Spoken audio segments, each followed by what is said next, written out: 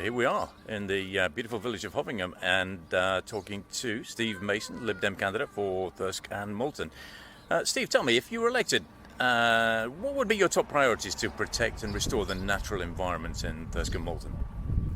Top priorities would be rivers, first and foremost. I mean, we're stood here by the beck in Hovingham. We've already started conducting testing to get the baselines to find out what the biodiversity is in this waterway.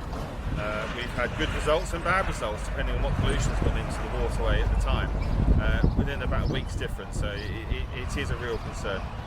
My other concern is obviously the sewage is ending up on the coastlines as well, and pollution on the coastlines is really, really concerning. I introduced a motion to North Yorkshire on the crustacean die-offs to get more investigation onto that as well. And doubling nature.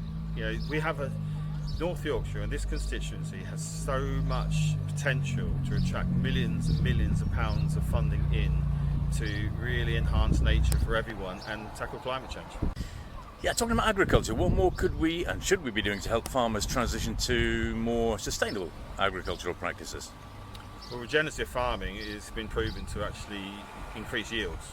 So that will be my first port of call, is to provide some education out to some of the farmers, a bit more. But I actually think the farmers are doing this anyway. I think the farmers get a raw deal sometimes with people accusing them of stuff that they aren't doing. I would look at the fields, and there is ploughing in the old crops.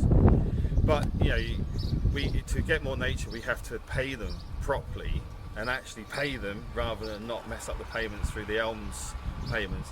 Our policy is to increase the funding by $1 billion. But personally, I'm helping farmers diversify into energy projects as well.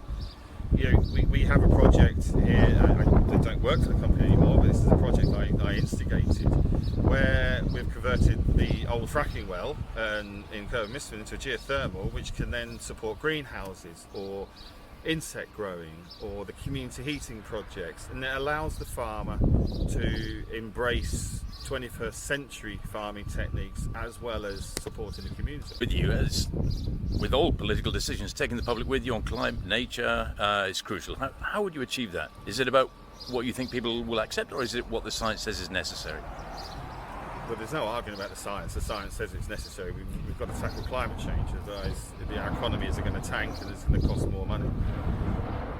For me, it's about collaboration. It's about taking a wider approach, not just on climate change, not just on nature, but about how can we use those key levers in our economy to help people in poverty or to help with air pollution, for instance. At North Yorkshire, we've just introduced the Sustainable Development Goals, and I would advise you Google them because they're worth a look. And that it ensures the council has to deliver its council plan in a way that's not just dogmatically this or that, but for everyone to thrive. So it's how do we ensure that our care systems, our education systems, our climate change policy, our nature policy all interact together. What do you think then, Steve, is the most effective way taking the public along with this and accelerating the take-up of those low carbon solutions, EVs, heat pumps and so on? Give them the benefits. So EVs, for instance, I think our EV charging policy needs to be sorted. I would rather see a community energy project providing the energy into community housing, for instance. We can reduce people's bills for a start, and also reduce the carbon emissions. I think EV charging points, public EV charging points, should be community benefit led, so they're not profit led. So they end up, you come here in your EV, and you can charge your car at a rate that actually is cheaper than fossil fuels. Some of this stuff is quite simple, but we have to sell it to people. If we don't sell it to people in the benefits way, we end up in this debate we've got now, where we've got one side talking about we've got to do this, and we've got the other side going, we can't do this. We have to bring people into the middle and make sure that people really get to understand what the benefits of changing the planet for the better is. What about rivers? What do you think needs to be done to strengthen Ofwat and the Environment Agency's powers to hold water companies to account? Or is the answer simply to nationalise those companies?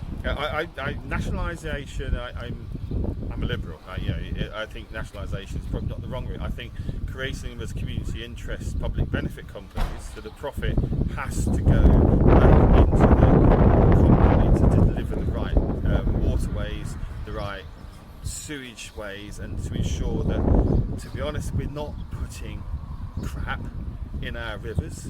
I won't let my kids swim in the local rivers at the moment. I know, and look at the reports from the various websites, and I know even the River Rye has got sewage and pollution going into it, and you can see it sometimes. It's disgusting. And finally then, Steve, a closing message?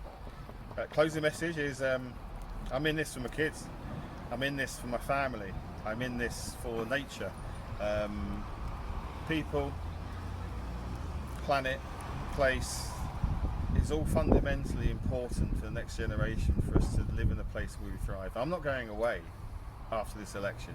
I'm going to be here doing my climate advocacy with my values leading me all the way through my work life, my political life and my community